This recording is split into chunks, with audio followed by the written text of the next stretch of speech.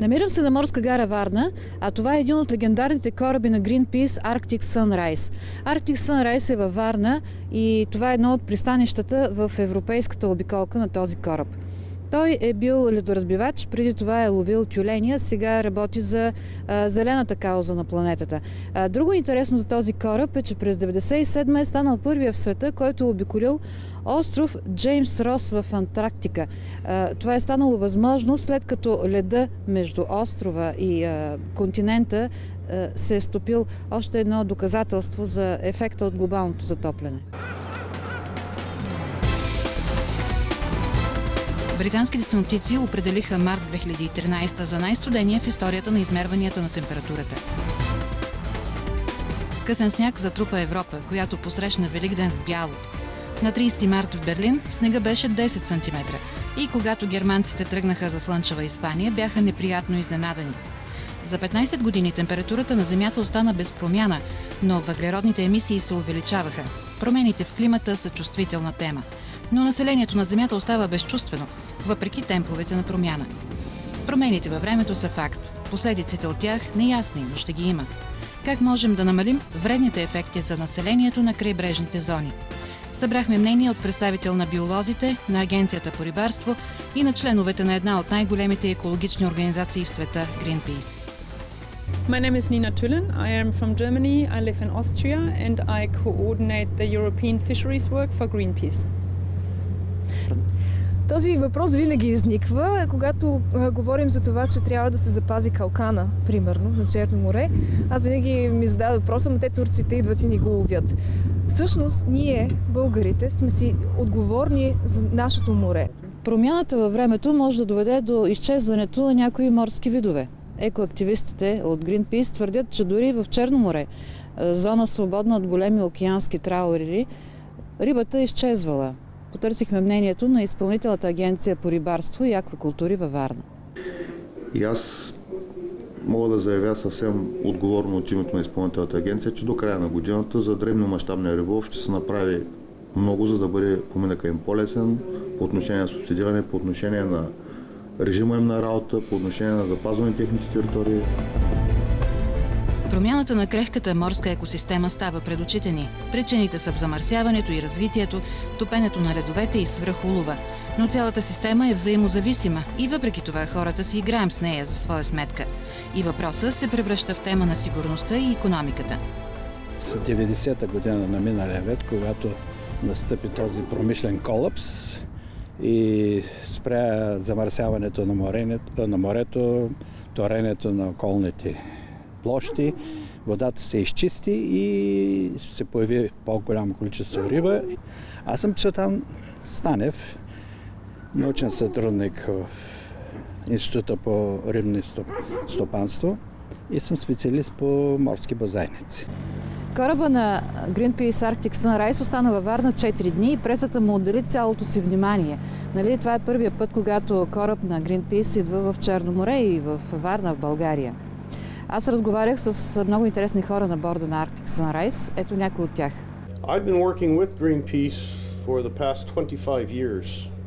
And before Greenpeace, I worked on Canadian merchant ships, cargo ships. It's my first time on the Black Sea, yes. It's a lot bigger than I imagined. Friendly people. Аз съм радиооператор, който е така по-старо наименование на професията. По-новото е Electronic Technology Officer. Съм природозащитник по душа. Well, I've been in the Arctic and in Antarctica, very far, very close to the North Pole with this ship. I've been through the Magellan Strait and also around the Cape Horn. I've been captain of the Rainbow Warrior. Well, this ship is an icebreaker. That means it's well prepared for going into the ice, high latitude, to the north or the south. So this ship had a long story. Was built to be a seal hunter originally, but was used only once as that, and then was offered for selling. So and Greenpeace obtained the ship by that time, but the originally was was for hunting, hunting in the Arctic. How far have you been with her? Well, I've been in the Arctic and in Antarctica, very far, very close to the North Pole with this ship. 2 years ago, I've been in the, I think, only 1.5 day navigation to arrive to the North Pole geographically. It's well prepared. It's old ship, but it's very strong. It's an old ship with new technology on it. We have all the technology to go there without problem. We duplicate most of the instruments. We have everything double, and that's made the ship more reliable. It's better for us and more safe for safety. Huh? How is it possible to go by boat on the North Pole? Well, it's possible because it's a very good question, because today is going more possible than before. Why? Because climate change, because the ice pack is going smaller and less thin. It's very small pack. So we not only Greenpeace but some universities and scientific program show that by 2024 the North Pole or the Arctic will be no ice during summertime, and this is a dramatic consequence of the climate change. Or many people talk about global warming, but it's not true. That is called climate change. The biggest problem is that stocks have run out, so there is no more fish, and they are suffering from that. At the same time, the fishermen, the small-scale fishermen, are 80% of Europe's fishermen by number, but they only get 20% of the fishing quota in the EU. So they are obviously not getting enough to survive from. Who gets the rest of the quota of the EU? The majority of the quota actually goes to industrial fishing vessels. So there might be sizes like that big vessel over there. They might be up to 140 meters long, and they are actually globalized companies. So these vessels can go all around the world to fish. They go to West Africa, they go to South America, and they actually take away the fish from the local people there, who are again suffering. So we are trying to ensure that there's a more fair policy on European level in future. Local fishermen, the small-scale fishermen, they contribute a lot more to the local economies than the industrial fishermen do. They actually produce a lot of, create a lot of jobs. So the majority of the jobs in the fishing sector are actually attached to the small-scale fishermen. And they also bring a lot of the value they are creating to the local economies, whereas the industrial companies, the value does not go back to the coastal communities where they are fishing. Новосъздадената българска мрежа на Greenpeace настоява малките крайбрежни общности да получават първи субсидии и квоти. Само тези, които спазват правилата и ловят устойчиво. Само те да получават квоти. Това, че рибата свършва, на база на данните от последната година, Бран се радва на много добър улов. А по отношение на мерките за намаляване на усилието върху Черно море, агенцията в лицето на изпълнителни директори, в лицето на началник отделите по места, провеждат политика и има различни наредби, които са съвсем отскоро, а други по-отдавна, които показват нашата воля в намаляване на риболовното усилие. Една от тези наредби е действаща от 3 февруари тази година. Това е с точкова система, наказателни точки, които се поставят върху риболовни кораби, извършващи тежки нарушения. Тя е подобна на точковата система при шофьорите, само че тук се налагат наказателни точки, а не се отнемат. Greenpeace пристигна във Варна, за да каже, че трябва да се лови риба ограничено, така че рибните запаси после да се възстановяват. Организацията използва възможността за промяна на общата политика по рибарство, за да лансира каузата си. Запасите на всички европейски морета са... Рибните запаси са изчерпани. Много рибни популации не успяват да се възстановят. Какво трябва да се направи? Да се лови по-малко риба ли? Този регламент се променя само веднъж на 10 години. И ако сега не се промени по такъв начин, който да е добър, то след 10 години може и да е твърде късно. Прави се анализ в момента на дребномащабния риболов, мисли се по въпроса за субсидиране на дребномащабния риболов, ограничаване на по-големите сегменти да работят под 5 мили, за да може това да бъде приоритет и основно перо и поминък на дребномащабния риболов. И аз мога да заявя съвсем отговорно от името на изпълнителната агенция, че до края на годината за дребномащабния риболов ще се направи много, за да бъде поминъка им по-лесен по отношение на субсидиране, по отношение на режима им на работа, по отношение на запазване на техните територии. Това, което трябва да се направи според нас, е да се обърне фокуса на политиката, да се обърне към крайбрежните рибари. Рибарите, които всъщност осъществяват ниско въздействие върху морето. Задължителните мерки, които сме предприемали като национално законодателство и национални, освен европейските регламенти и специфичния план за мониторинг на калкан, това са задължителни последяващи устройства на риболовните кораби, които ще получат квота за калкан. Все повече се говори за глобалното затопляне. Всички са разтревожени, че нещата може би излизат вече извън контрол. Как гледате на тези неща като моряк? As a seafarer. Well, because I've been going to the Arctic many times over the last 15-20 years, I've noticed a decrease in the sea ice.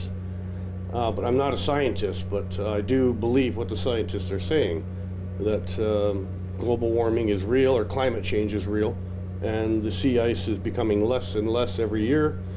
I think the scientists say eventually, within our lifetime, there will be periods of no sea ice in the Arctic.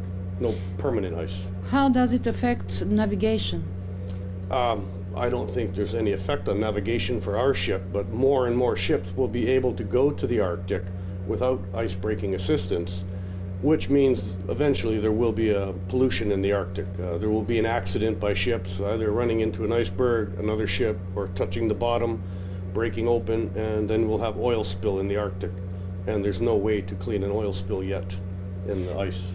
The biggest problem is some places, some islands will need to be evacuated because the level of the water are going to rise, and also the climate, the weather become more strong.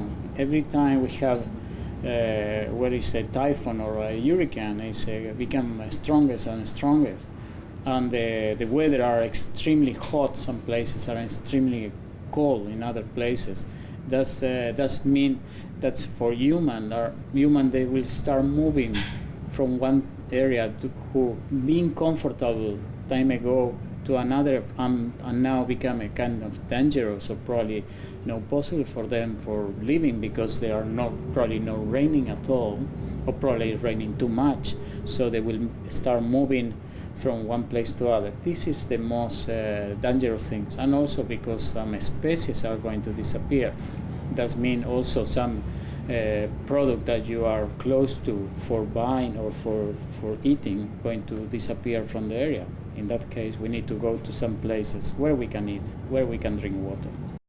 Well, the most important thing is avoid the CO2 emission, who is the most is the responsible for most of this problem. CO2 emission from a power plant, for instance, is we need to start considering going into a green technology in producing energy. That is our task in Greenpeace, one of our tasks in Greenpeace, and also in this particular campaign. So you can see that a small boat sometimes need to go travel much far now to catch fish because the fish disappear close to the coast. This is increasing the travel time for them, increasing the consuming of fuel, and also it's more risky for smaller boats. That's the reason we support these local fishermen. A radar, what's turned off. This is a newer piece of equipment, electronic chart. Autopilot for steering the ship, the steering wheel here. This is telling us how much water is below the ship. In port here, it's quite important that we don't touch the bottom. This is controlling the speed of the ship, the propeller. How powerful are the engines? We have one main engine on board, 2,500 horsepower. Diesel? Diesel, yes. We can go maximum speed if we're good conditions, 12 knots, 13 knots. Usually we travel at 9 or 10 knots. Not so fast, but... Have you been involved in these sea battles? We call them non-violent direct actions. Yes, I've been involved in many over the years. See, I've been arrested 8 times in 5 countries with Greenpeace. So the most time we spent with my group, we spent in jail was 3 days. That was in Scotland a few years ago, protesting the nuclear facility or nuclear submarines at a Navy base. The South Pacific, where the French were doing their nuclear testing at Mururoa near Tahiti. We had several ships there, and many people get arrested for protesting the French. But that was years ago. 1995, yeah, the last time I did that. I don't know much about the Sea Shepherds. I know they're a little more aggressive than we are.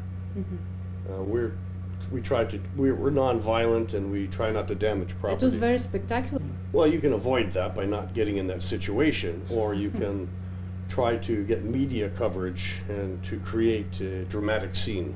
Sailing here, you divide in several tasks. One is like the technical sailing things that is common to every ship, and the other is our job as a Greenpeace member.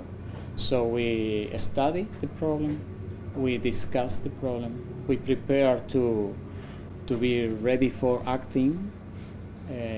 The action can be active action, like an activist demonstration, or coming here and demonstrate in different way, like a press conference, and all of you journalists become part of our team, part of Greenpeace in many ways, because you are our voice to the public.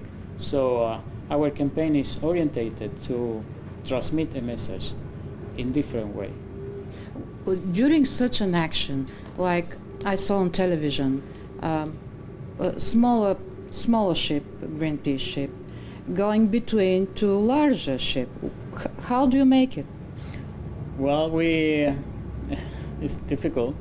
I think a surprise effect, first things. And the second thing is we transmit a kind of imagine, like you notice, is David and Goliath. I don't know if you know about that. Goliath was a big things, and David a small things. It's this contrast have a special effect.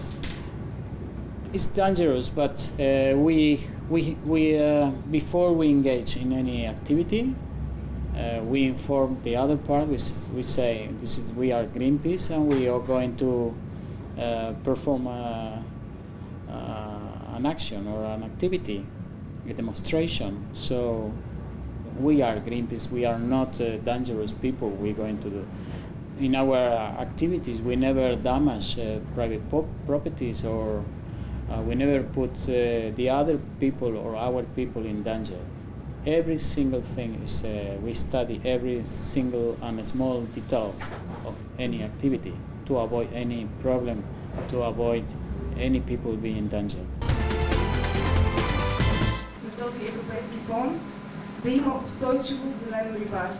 We have many nationalities on the ships. I think it's the people on the ships that keeps me coming back year after year after year. I don't get involved in the politics in the office. I come back because of all the great people I work with on the ships. We're here for the same reason, to try to do something to wake the people up, what the governments are doing, the multinational corporations, the military, what they're lying about. We're trying to expose what they're doing.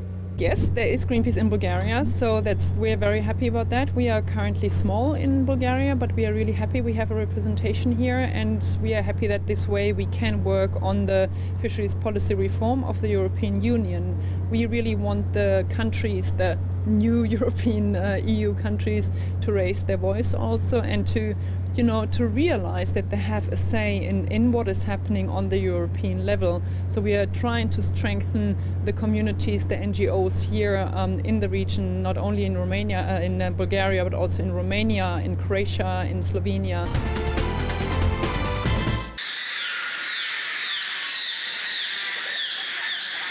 Have you met any dolphins here in the Black Sea? No. From the time I joined the ship in Holland, coming through the Mediterranean to here, I saw maybe 5 or 6 dolphins. 90-та година на миналия век, когато настъпи този промишлен колапс и спря замърсяването на морето, торенето на околните площи, водата се изчисти и се появи по-голямо количество риба и оттам дойдоха и делфините. Отначало на по 3-4 в група, след това броят се увеличи постепенно 12, сега понякога се наблюдават по 70-80, а ако слушаме рибарите, казват, че те са станали 2 милиона, но това не е верно.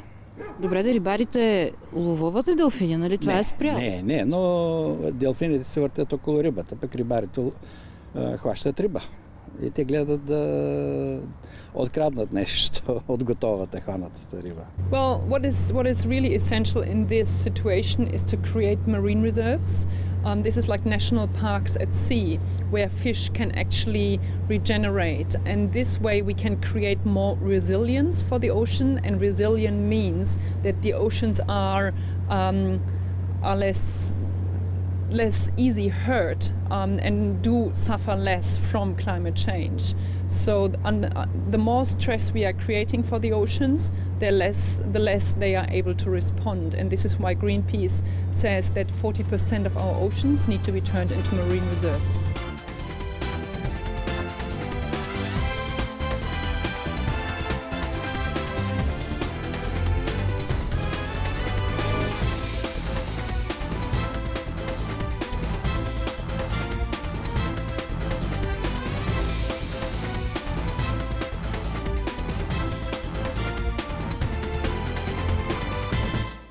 Still keep finding dead dolphins on the beach. What do you think is The cause? the cause? I'm going to say pollution. I don't know what the former Soviet Union was dumping in the Black Sea, but who knows? Toxics, radioactive, I'm just assuming. It's a very deep sea. And anything that they've dumped 10, 15, 50 years ago would be now leaking. And I'm also very much against aquariums or dolphinariums or any place where they keep animals in captivity. Why? Why should they? So people can go watch the animals do tricks? To preserve the species. Well, if that's how we're going to preserve them, it'd be the same as elephants and tigers to keep them in a little area. I think we have to do more to protect their habitat. Like what? Stop the pollution, clean up the oceans, stop poaching and hunting. I mean, if people want to see them, maybe watch them on television. I think that's a more sustainable way instead of keep them in a glass box for people to watch. There's big protests in my home area. They have a very large aquarium with killer whales, belugas, dolphins, and people are continuously protesting it, trying to close it. I've seen orcas, whales, many of the sea creatures in the wild. It's beautiful. I'm very fortunate to see that, but I refuse to go to an area where you pay a few dollars to go watch them play, do tricks, and they're very, I would imagine, not healthy there. In the wild, the orca's dorsal fin is like a razor blade. In the captivity, it's just, they're not healthy anymore. They need to be free. What is essential is to keep the coastal ecosystems also alive. Like, for example, in the tropics you have the mangrove ecosystems, which actually help to prevent the coasts to be destroyed when there are cyclones or similar things. So it's actually quite essential to keep the nature alive, because again it creates resilience also for the coastlines, while at the same time it's obviously problematic that there's such a dense settlement. So there need obviously be plans how to deal with the situation.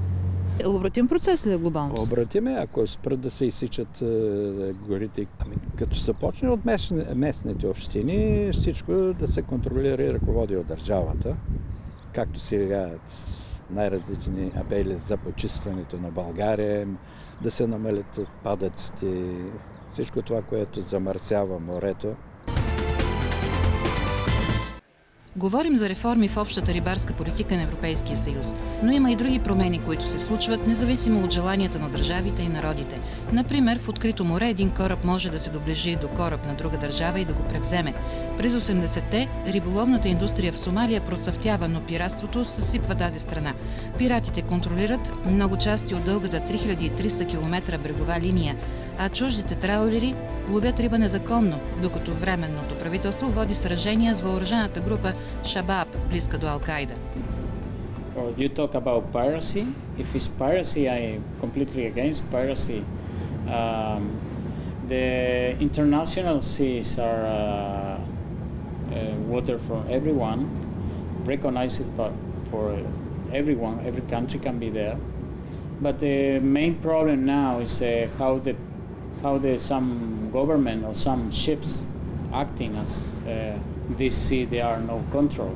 So they take every single thing they can take from the ocean, like predators as fishing, and also they transfer the cargo in the middle of the international water. That's without any control for anyone. Nobody know what's going on there, and this is terrible. I think that we need to be in the political way. We must to control much better. But how to protect the ship? Well, it's so difficult. How do you protect the ship? We try to avoid any problem. We no carry as a Greenpeace vessel. We no carry any arms, any guns. So, unfortunately, we are exposed to these kind of things. Never happened to us any things, but we know some in close to Africa, all this problem about piracy is terrible. През юни 2013 24 страни и Европейския съюз ще решат дали да обявят една зона в Южния ледовит океан, морето Рос, за защитена морска зона или да я оставят незащитена и изложена на индустриалния риболов. Австралия подкрепя предложението на Съединените щати и Нова Зеландия. Това е една от последните велики неусвоени зони на Земята, уникална в своето биоразнообразие, уникална с характеристиките си екосистема.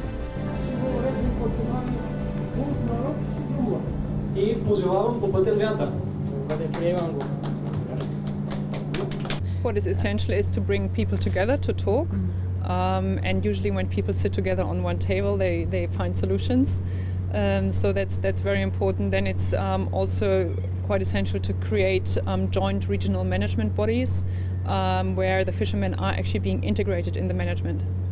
За нас няма малки и големи рибари. Всеки проблем на рибар се дискутира очи в очи. В момента ветрохода Rainbow Warrior води битки с минната индустрия в Австралия. Страната възнамерява да позволи добив на въглища край големия бариерен риф, докато съдбата на рифа е в ръцете на ЮНЕСКО, който решава дали да го включи в списъка на световното наследство. Кораловите рифове са много чувствителни към киселенността на морската вода и повишаването на температурата. Увеличените нива на въглероден диоксид в океаните забавя растежа на коралите. Well, Rainbow Warrior I've been in many places, and with the well, it's a special ship. It's a special because I'm not talking about technology. I'm talking about how you feel when you are in a ship who have so much story behind. It's a ship that carry a lot of hope to the people. Automatically, you arrive to a place, and people are feeling it's arriving somebody who's going to save the planet.